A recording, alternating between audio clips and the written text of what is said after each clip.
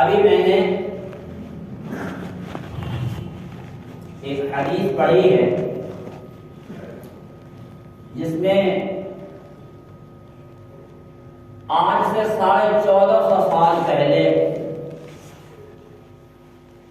ہمارے اور آپ کے آقا جناب رسول اللہ صلی اللہ علیہ وسلم اپنی امت کے بارے میں پیشن گوئیاں فرما رہے ہیں۔ اس حدیث کے راوی حضرت علی کرم اللہ وجہہ فرماتے ہیں کہ اللہ کے نبی صلی اللہ علیہ وسلم ہمیں نصیحت فرما رہے ہیں کہ جب میری امت 15 کام کرنے لگے گی، میری امت کو 15 طرح کا روگ لگ جائے گا۔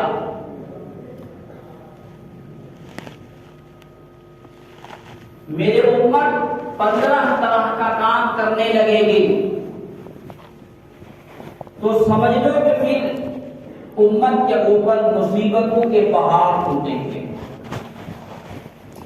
سرخ آندھیاں چلیں گی، زلزلے آئیں گے، مصیبتوں کے پہاڑ اس طرح سے چلیں گے کہ اگر تسبیح کا دانہ ٹوٹ جائے اور یکے بعد دیگرے فوراً تسبیح کے دانے ایک کے بعد دوسرے انن فنن میں نکلنے شروع ہوتے ہیں، ایسے ہی مصیبتوں کا انبار لگے گا۔ کب؟ جب میری امت یہ کام کرنے لگے گی۔ صحابہ نے فوراً پوچھا وما ہی یا رسول اللہ، اے اللہ کے نبی آپ ہمیں بتائیے کہ وہ 15 کام کیا کیا ہیں کہ اگر ہمارے معاشرے میں اگر کوئی ایک آدمی کرنے لگے تو ہم اس کے خلاف آواز اٹھائیں گے، اس سے جنگ کریں گے اور اسے ہم اپنے معاشرے سے باہر نکال کھڑا کریں گے۔ آپ ہمیں بتائیے۔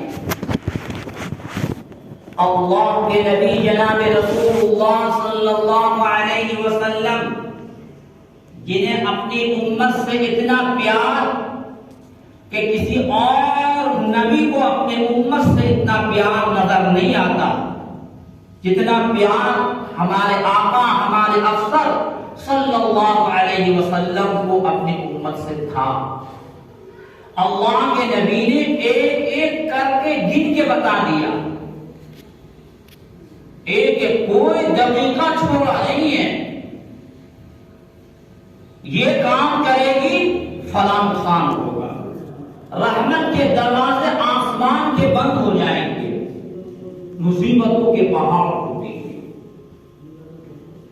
اللہ کے نبی نے فرمایا اذا كان المغنم دولا، جب وقت کا امیر المؤمنین، وقت کا بادشاہ مال غنیمت کو اپنی ملکیت سمجھنے لگے، مال غنیمت اسے کہتے ہیں کہ مسلمانوں کی ایک جماعت جنگ کرتے ہوئے فتح یاب ہو جائے اور اس میں جو جنگی سامان دھن دولت ہاتھ آئے اس کو مال غنیمت کہتے ہیں، وہ مسلمانوں کا حق ہے۔ لیکن جب اس وقت کا امیر ان تمام بیت المال کی ملکیت کو اپنی ملکیت سمجھ بیٹھے تو پھر امت کے اوپر مصیبتوں کے پہاڑ ٹوٹیں گے۔ دوسرے نمبر پہ فرمایا والامانۃ مغنمہ، جب امانت میں خیانت ہونے لگے گی۔ امانت کسے کہتے ہیں؟ امانت کہتے ہیں کہ کسی کے ذمے کسی کا حق ہے، یہ امانت ہے۔ حق والے کو کر دیا، یہ خیانت ہے۔ زمین کی نپائی ہو رہی تھی، فلاں شخص کی زمین ہمارے زمین میں نکل گئی، چوری چپکے سے اپنے نام کرا لی، امانت میں خیانت کر لی۔ 1,00,000 روپے دیے تھے کسی صاحب کو، فلاں وقت میں لے لیں گے، دینے کا وقت آیا تو بے ایمانی کر لی، امانت میں خیانت کر لی۔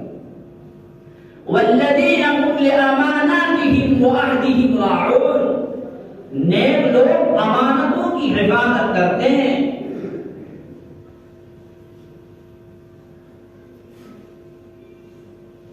بھائی بھائی سے بے ایمانی کر رہا ہے،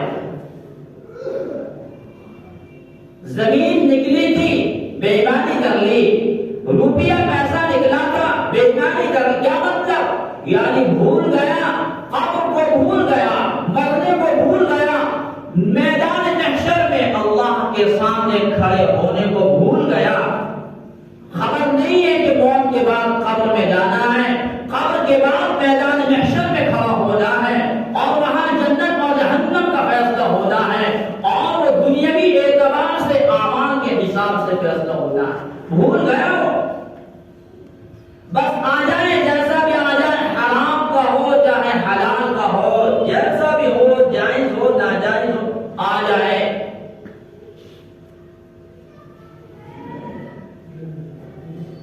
اس لیے اللہ کے نبی نے فرمایا، جب کیا مطلب اس کا؟ یعنی ایک وقت کا بادشاہ اور ایک چلتا پھرتا عام انسان بھی بے ایمان ہو جائے تو سمجھ لو کہ پھر مصیبتوں کے پہاڑ ٹوٹیں گے۔ کیا؟ یعنی رحمت کے دروازے آسمان سے بند ہو جائیں گے، اپنی رحمت سے اللہ موڑ لیں گے۔ قرآن میں اللہ فرماتے ہیں ان اللہ یأمرکم ان تؤدوا الامانات الی اہلها، جن کی امانت ہے انہیں امانت واپس کی جائے۔ اس آیت کی تفسیر میں حضرات مفسرین نے ایک واقعہ نقل کیا ہے۔ کہا کہ مکہ المکرمہ میں ابھی کفر و شرک ہے، تمام مکہ کفر و شرک سے بھرا ہوا ہے، اللہ کے پاک پیغمبر تنہا ہیں۔ اس وقت کعبۃ اللہ کی چابی رہا کرتی تھی، ایک شخص تھے عثمان ابن طلحہ، ابھی ایمان نہیں لائے، مشرک ہیں، کافر ہیں۔ وہ ہفتے میں 2 دن کعبۃ اللہ کے دروازے کو کھولا کرتے تھے۔ کعبۃ اللہ کی عظمت شروع زمانے سے رہی ہے لوگوں کے دلوں میں، تو لوگ احترام میں ہفتے میں 2 دن اس کی زیارت کرتے تھے۔ عثمان ابن ابی طلحہ دروازہ کھول کر کے باہر کھڑے ہو جاتے، لوگ اپنا اندر جاتے آتے، جو بھی کام کرنا ہوتا زیارت کر لیتے تھے۔ ایک مرتبہ اللہ کے نبی جناب رسول اللہ صلی اللہ علیہ وسلم وہ بھی اندر جانا چاہ رہے تھے، کعبۃ اللہ کے پاس پہنچ گئے، اندر گھسنے کی کوشش کی تو عثمان ابن ابی طلحہ نے کہا کہ اے محمد تم نہیں جاؤ گے، تم ہمارے دیوی دیوتاؤں کو، بتوں کو، خداؤں کو برا کہتے ہو اور تم خود بھی جاؤ گے؟ نہیں، تم نہیں۔ اللہ کا پاک پیغمبر پرومان انداز سے ایک طرف کھڑے ہو گئے، لوٹ گئے دروازے سے، سائڈ ہو گئے۔ چند منٹ کے بعد عثمان ابن ابی طلحہ کے دل میں پتہ نہ کیا بات آئی، وہ کہنے لگا اے محمد آؤ، چلو جاؤ اندر جاؤ۔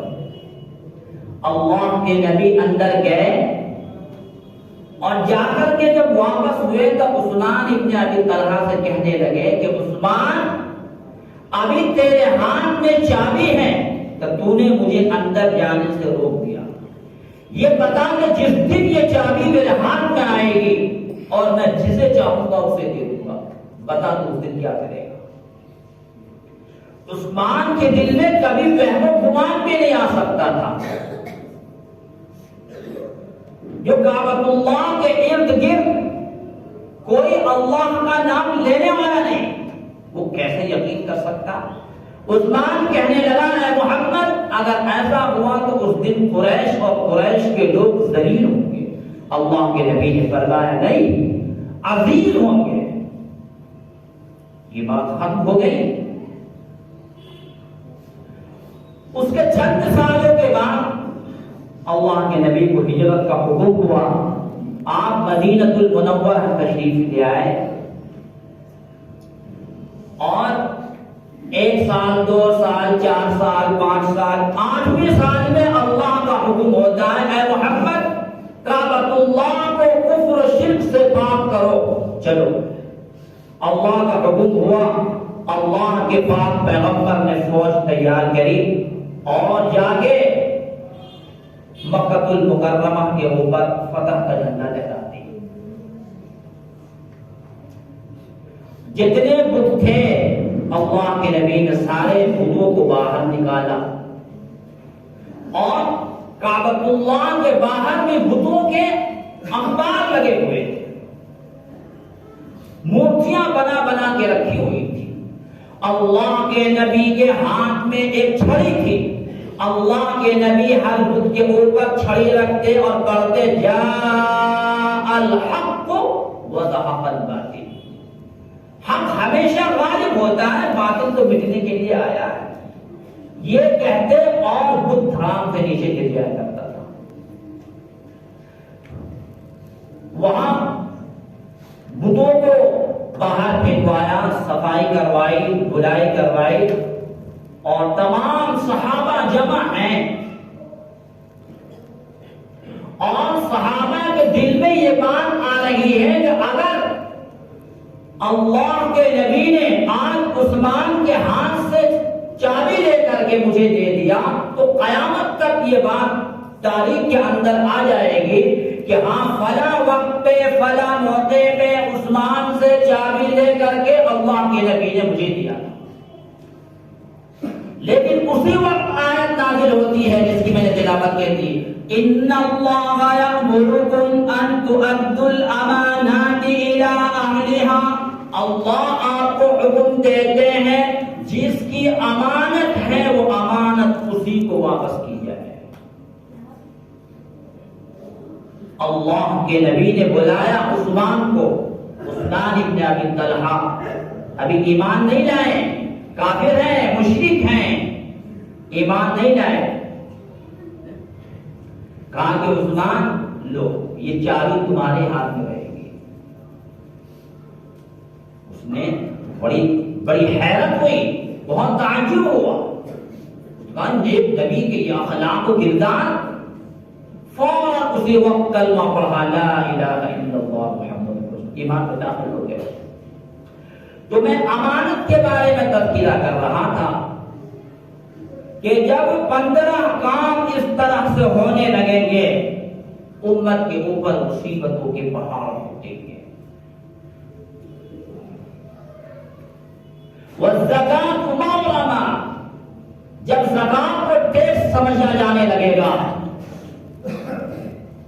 زکات سے میری امت دل چرانے لگے گی، زکات سے چھٹکارا پانے لگے گی، زکات کو ایک ٹیکس کی شکل میں دیکھا جانا لگے گا، تو سمجھ لو کہ امت کی خیر نہیں، یعنی رحمت کے دروازے آسمان سے بند ہیں۔ وہ تو اور تیرا بھائی دونوں ماں کی پیٹ سے ننگے اور خالی ہاتھ آئے تھے، تیرے اوپر اللہ نے فضل کیا، اللہ نے مہربانی کی ہے، تجھے دھن دولت سے نواز دیا ہے، روپیے پیسے سے نواز دیا ہے، وہ تیرا بھائی وہ ابھی خالی ہے، وہ ابھی اس کے پاس کچھ نہیں ہے، تیرے اوپر فرض ہے کہ تو اس کی مدد کر۔ غرباء و مساکین کا خیال رکھ، اس امت کو اللہ نے نفع کے لیے بھیجا ہے، لوگوں کی نفع رسائی کے لیے بھیجا ہے، اگر دھن دولت دیا ہے اپنے رشتہ داروں کو، دوستوں کو، خاندان والوں کو، ماں باپ کو، سب کی مدد کر، جس شکل میں ہو۔ وَأَطَاعَ الرَّجُلُ زَوْجَتَهُ، جب بیوی کی فرما برداری ہونے لگے گی، بیوی کی فرما برداری ہونے لگے گی، وَعَقَّ أُمَّهُ، اور ماں کی نافرمانی ہونے لگے گی، وَبَرَّ صَدِيقَهُ، دوستوں کے قریب ہونے لگیں گے، دوستوں سے محبت کی جانے لگے گی، وَجَفَا أَبَاهُ، اور باپ سے دوری بنائی جانے لگے گی، باپ کو کچھ نہیں سمجھ رہا، دوست کے لیے وقت ہے، باپ گھر میں بیمار پڑا ہوا ہے، دوستوں کے پاس وقت گزار رہے ہیں، باپ پیسے گزار رہا ہے، روپیہ پیسہ دوستوں میں اڑا رہے ہیں۔ وَأَطَاعَ الرَّجُلُ زَوْجَهُ، بیوی کی فرما برداری ہونے لگی، غلام گیری ہونے لگے گی۔ اللہ کے نبی نے فرمایا قرآن، وَإِذْ أَخَذْنَا مِيثَاقَ بَنِي إِسْرَائِيلَ لَا تَعْبُدُونَ إِلَّا اللَّهَ، ہم نے بنی اسرائیل سے عہد لیا تھا کہ ایک اللہ کی عبادت کرنا، وَبِالْوَالِدَيْنِ إِحْسَانًا، اور اپنے ماں باپ کے ساتھ حسن سلوک کرنا۔ جہاں جہاں بھی اللہ نے اپنی اطاعت اور اپنی وحدانیت کا تذکرہ کیا ہے، اپنی عبادت کا تذکرہ، بالکل برابر کے ماں باپ کے الفاظ کو لے کر کے آئے ہیں۔ وَقَضَىٰ رَبُّكَ أَلَّا تَعْبُدُوا إِلَّا إِيَّاهُ وَبِالْوَالِدَيْنِ إِحْسَانًا، ایک اللہ کی عبادت ہوگی اور اپنے ماں باپ کے ساتھ حسن سلوک کرنا۔ وَاعْبُدُوا اللَّهَ وَلَا تُشْرِكُوا بِهِ شَيْئًا، اللہ کے ساتھ کسی کو شریک نہیں کرنا ہے، وَبِالْوَالِدَيْنِ إِحْسَانًا، اور اپنے ماں باپ کے ساتھ حسن سلوک کرنا ہے۔ بالکل برابر میں اللہ نے رکھا ہے، جہاں اپنی اطاعت کا حکم، جہاں اپنی عبادت کا حکم، جہاں اپنی وحدانیت کا حکم، بالکل ملا کر کے ماں باپ کی اطاعت کا حکم بھی رکھا ہے۔ حضرت معاذ بن جبل فرماتے ہیں کہ مجھے میرے محبوب جناب رسول اللہ صلی اللہ علیہ وسلم نے 10 نصیحتیں فرمائی۔